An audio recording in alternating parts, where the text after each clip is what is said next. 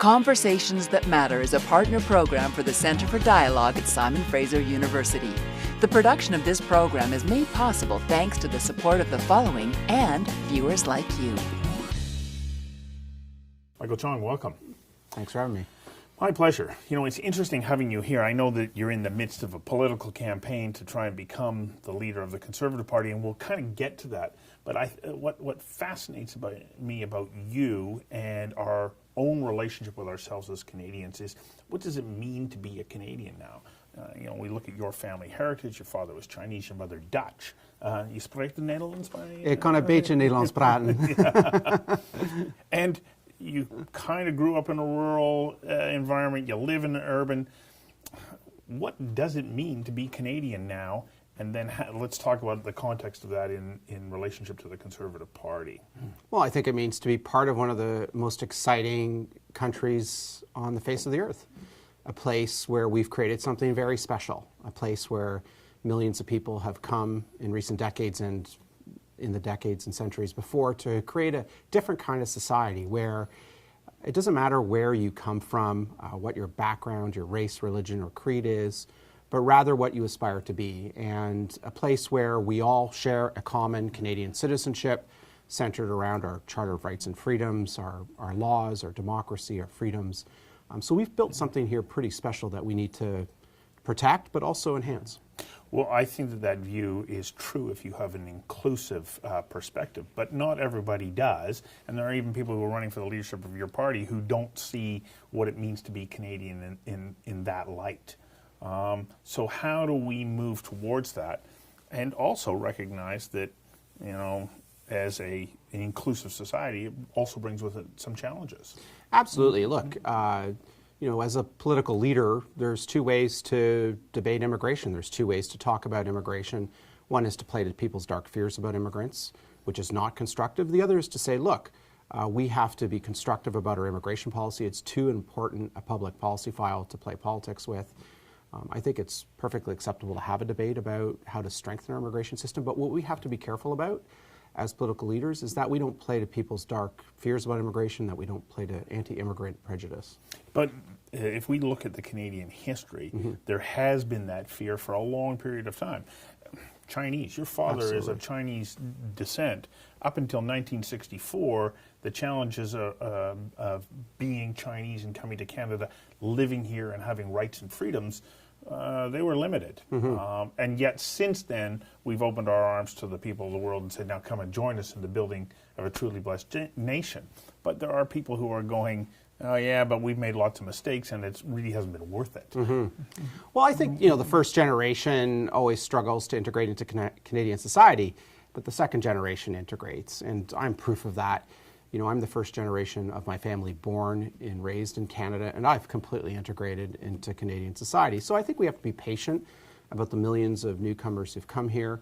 Often it takes time for their families to integrate into Canadian society, but I'm confident that they will integrate, just like my family integrated. When my father came here in 1952 from Hong Kong as a Chinese immigrant, there was a lot of fear about Chinese immigration at the time. In fact, it was only 4 years after the Chinese Exclusion Act had been repealed. Yep. And even though the act had been repealed, there was still a lot of barriers to people like my father integrating into Canadian society. Where he could own property and everything. Yeah, everything. Difficult to get housing, difficult to get a job. But my father persevered, and the next generation, is completely integrated into Canadian society. In fact, I tell a funny story about my family. My father, being born and raised in Hong Kong, his first language was Chinese, was Cantonese. I'm the second generation of Chongs to be Canadian. I was born here. My first language and that of my sister and two brothers is English. My youngest brother, who's a British Columbian, who lives in Cranbrook, he married a Francophone. And so they have two children. I've got a niece and a nephew. They're raised as Francophones. So the third generation of the Chong family is Francophone. That's the Canadian in that story. branch of the family. That's right. So that's the story of Canadian immigration. Immigrants integrate. It just takes some time. So when we take a look at the crisis that unfolded in Syria, and we had, I think it was 6.5 million people that were displaced either internally in Syria or were leaving the country, did we do a good job of stepping up to the plate and reaching out as the United Nations High Commission on Refugees had suggested we have a responsibility to do? I think Canada has been very generous in accepting Syrian refugees. I think there have been challenges in the last year in integrating those refugees because of the high volumes. And so I think whatever policy we have in place, it has to be with the view to ensuring that we have sufficient resources in place to handle the intake of refugees. Because if we don't, not only do we undermine public support for a refugee policy, which is among the most generous in the world, but we also don't do any service to the refugees themselves. Nothing could be worse for a refugee family coming here to suddenly have a lack of resources, a lack of supports in place to help them integrate. That sets them up for failure, and I don't think that does them any service. I just got to get you to hang on for a second while we take a quick commercial break. We'll be right back. Conversations That Matter is a not-for-profit program made possible thanks to the charitable support of the following and from viewers like you. Please visit conversationsthatmatter.tv and help us to continue to produce this program. Well, there is a tendency for those of us who live here now to look at people who have come here and say, well, it's your job to integrate into Canadian society. But how are they supposed to know? And in a situation where we're bringing in refugees, what responsibility do we have to them to understand what those challenges are going to be and what are the living conditions that they're going to require? Yeah, I think on the immigration side of the equation, immigrants have a responsibility to integrate into Canadian society. But I think with the refugee stream of people coming here, it's a little different. They're coming from war-torn countries, often from situations where they've been shell-shocked, subject to horrific events that few of us can imagine. And so I think they need special support coming in, and that's what the government currently provides. So I think we have to look at immigration differently than refugees, where we're admitting people on the basis of compassionate and humanitarian grounds. When it comes to immigration, what's your perspective on how open we need to be? Because it's my understanding that if we're not bringing people into Canada, we're not going to grow. Yeah, so with immigration, I think our singular focus should be on Canada's economic interests. We have labor shortages in certain parts of the economy. At the same time, we have high unemployment at 7% nationally. We also have an aging workforce that needs to be replenished. So I think the policies that we put in place should be geared towards our economic interest. And the numbers of immigrants we admit every year should be based on that singular economic focus. And I think that not only helps Canadians here at large in terms of accomplishing our economic goals, it also helps immigrants.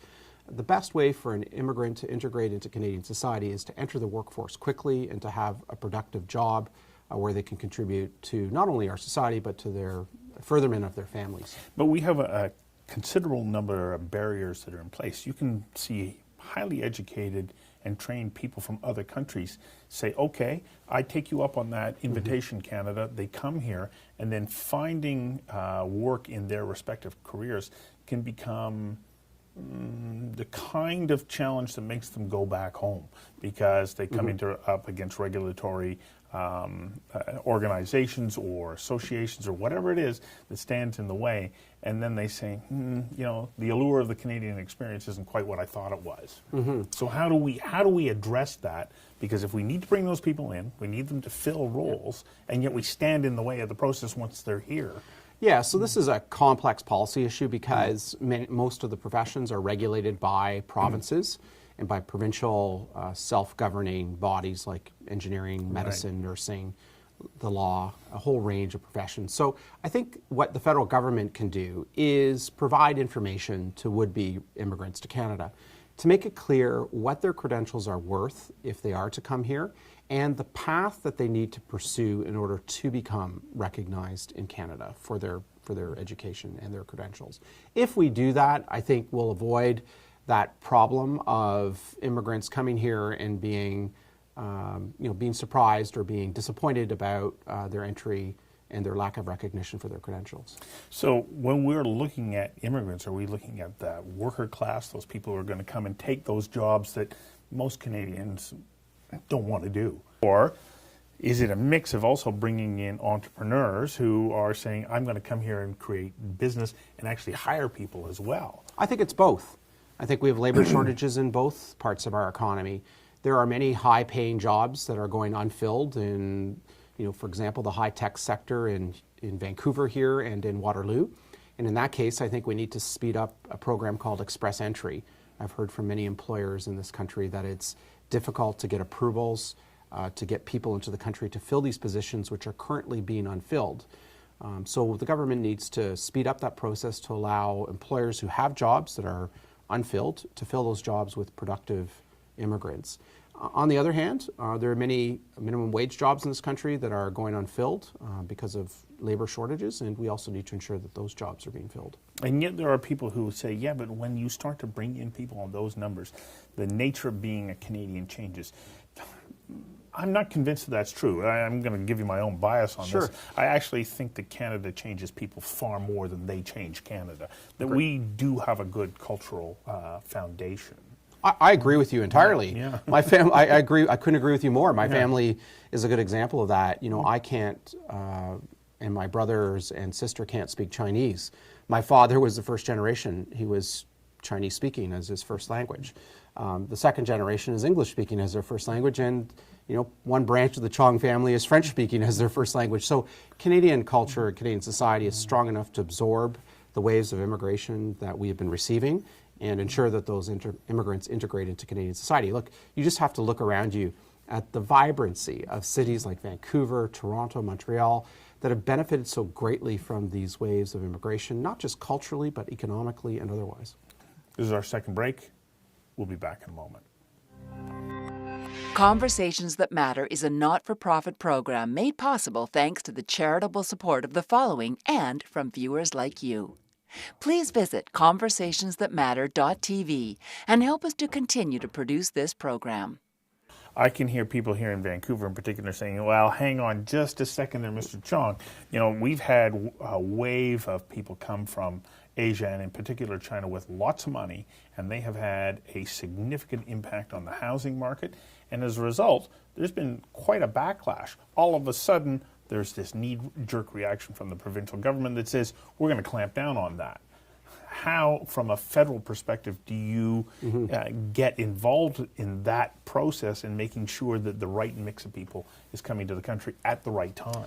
Well, Stuart, when you look at the data, the evidence is that foreign buyers are not driving skyrocketing housing prices. They may be a factor in skyrocketing housing prices in certain parts of the country like Vancouver, but it's not the main factor, and here's the proof.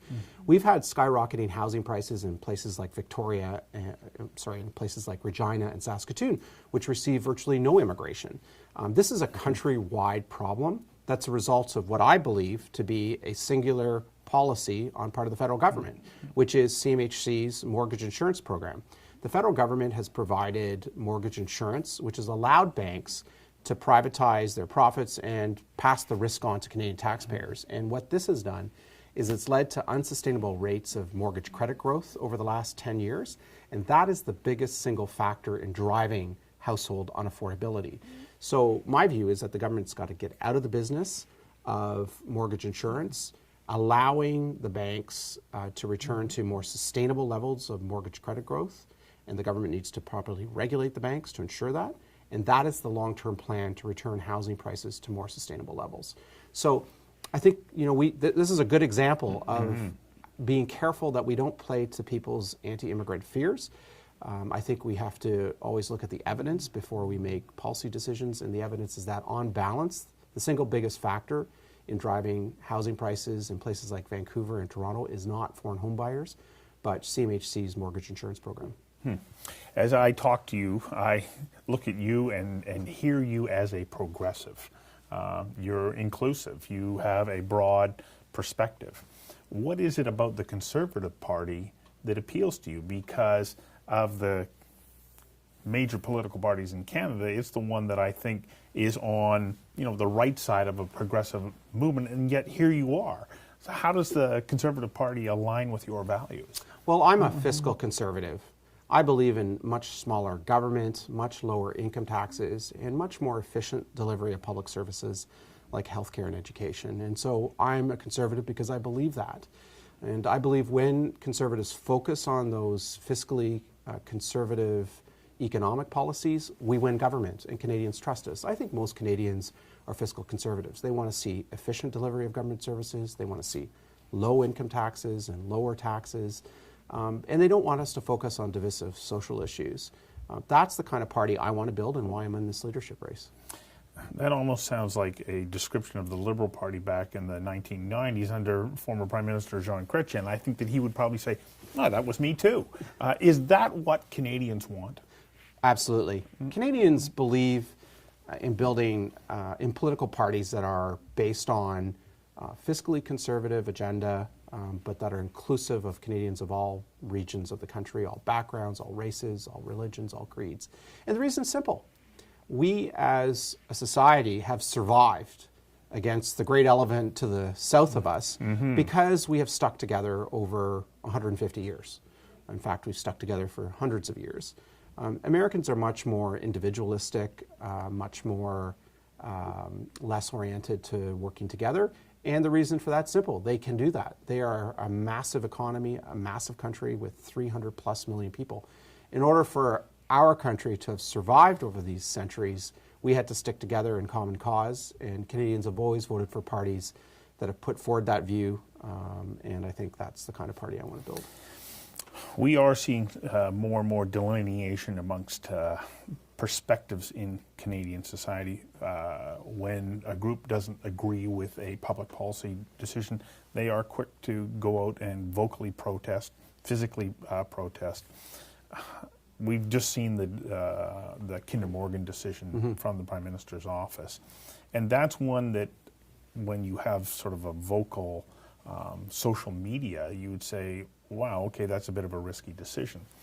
How are you going to deal with that kind of environment where the people are saying, but you have to have social license, when in fact that's not necessarily the way that government is supposed to run? Well, quite simply, I think we need to do two things. First, we need to have a credible policy to reduce emissions. It's one of the reasons why I'm in this leadership race. I'm proposing the BC model. I think British Columbia has actually gotten this issue right over the last 10 years. Gordon Campbell's government in 2008 introduced a revenue-neutral carbon tax where every bit of those revenues was used to reduce personal and corporate income taxes. And as a result, BC today has some of the lowest income taxes, has the lowest income taxes in the country, and yet it has the fastest growing economy, while at the same time they've reduced emissions compared to a business as usual track. So I want to take that BC model and export it to the rest of the country. We can learn a great deal from the way British Columbians have dealt with this problem. The second thing we need to do is that we do need to see the construction of new east-west pipelines, and here's why. This is not an issue just for the oil and gas sector in Alberta.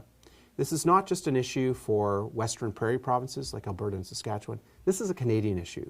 We live in a country, and in a country, citizens have the right to move freely across internal borders, provincial boundaries, without being hindered or impeded. And in a country, provinces which own the resources, especially landlocked provinces like Alberta and Saskatchewan, have the right to get their products to international markets. That is a foundation of what it means to be a country. And so we as Canadians need to understand that provinces like Alberta and Saskatchewan have the right to get their resources to market, just like British Columbians have the right to get their resources to international markets. So to me, this is not just an economic issue, it's more foundationally a Canadian issue about who we are as a country and the ties that bind us together. Final break, and we'll be right back. Conversations That Matter is a not-for-profit program made possible thanks to the charitable support of the following and from viewers like you. Please visit conversationsthatmatter.tv and help us to continue to produce this program. So we're, as a country, in an interesting position. If we see the Trump administration turn its back to China, and yet the North American market is so vital to the Chinese economy, what does that do for us as far as opportunities are concerned? And if you were to be successful and become Prime Minister, what do you think that you can bring to the equation that would allow us to continue to work freely with the United States under Trump presidency and capitalize on potential opportunities with Asia? Well, first off, I think we can act as we have in the past as the go-between between the American and Chinese governments. I think Canada has always played a constructive role and acting as a go-between between great superpowers, just like we did in the past. But I also believe that we have an interest in strengthening our ties to Washington. It's clear that our status in Washington has diminished in the last 2 to 3 decades. It's not the result of any one government or any one prime minister. I just think it's a reality that has taken place because of the rapid rise of places like China, Brazil, India, Russia. And so I think what we need to do is protect our own trade interests. 1 in 5 jobs in this country, 20% of our national economy, is based on selling goods and exports to the United States. And that trade is at risk because of the incoming administration. So we need to strengthen that relationship with Washington. And where American and Canadian interests align in the Far East, we need to work with the Americans to advance our mutual interests in order to get our voice heard in Washington. So how important then is NAFTA and that we protect that agreement? It is critical. It is vital. As I said, 1 in 5 jobs in this country relies on exports to the United States. That border has to stay open. And so I believe that the current government in Ottawa should make their foreign policy goal, their number 1 foreign policy goal, strengthening our ties with Washington to ensure that our voice is heard loud and clear and we protect those jobs. What's your biggest concern about where we're at nationally right at the moment with the policies of the current government? Well, I think their economic policies are leading us back to the 70s of high deficits and increasing national debt, stalled job creation, and zero economic growth. And the proof's in the pudding. This government is more than 25% of the way through their mandate. And since they've taken power, the economy has actually flatlined. Job creation has stalled, and economic growth is effectively zero. Economists have said that we'll finish off last year around 1% GDP growth. But if you take into account the fact that our population is growing at about 1%, it's effectively 0% per capita GDP growth. So their policies of big spending, big borrowing aren't working, and we need to get this economy back on track by putting our fiscal house back in order. What's the most important thing that you want somebody to take away from having watched this conversation about you? Quite simply, I want to build a much bigger Conservative Party, a party that is inclusive of Canadians from all races, religions, and creeds, that's focused not on divisive social issues, but on a robust economic agenda to create prosperity and jobs for this country. Well, best of luck. Thank you for Thank you coming very in much, and doing Stuart. this. Yep.